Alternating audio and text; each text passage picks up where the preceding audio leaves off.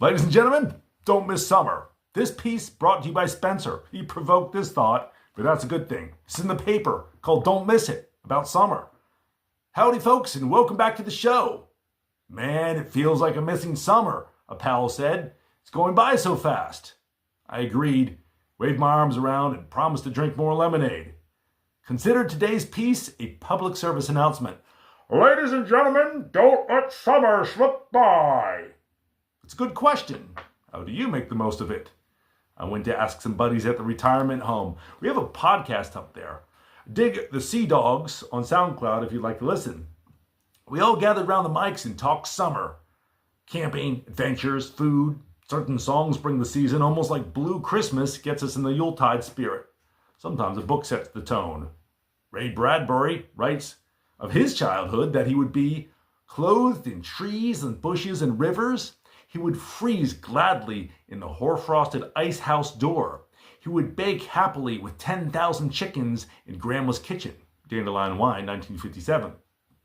Traditions are fun. The neighbors always went to Myrtle Beach for a week. I'll go one of these days, but for now, the mountains are calling. I like to perch on a rock in the blue heights and stare westward over the sleepy valley.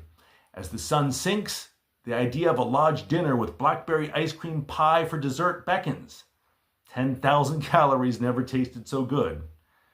Things work out right. The clouds, tired from playing shadow tag all day, will pack it up and clear the sky for the night. I'll set up a telescope in the meadow with some friends and we'll share views with other tourists. I never knew there were so many stars, they'll say. The next day might bring a picnic with the folks or a drive back down through the valley, stopping by to see old friends. After waving them goodbye, the distance will call me again, the road winding through farms and foothills and rushing past streams. It paces the railroad tracks as they run alongside this lonely stretch for miles. Then it clings again to the feet of the mountains. The corn is a good crop this year, high as an elephant's eye.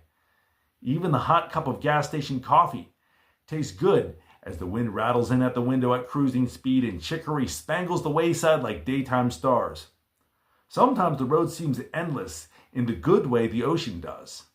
I made sure to order blackberry lemonade at the Mountain Lodge. Drop me a line and tell me how you're making the most of summer 2025. Let's compare notes and make sure we don't miss a drop. Ain't it grand? Thanks for the thought, Spencer.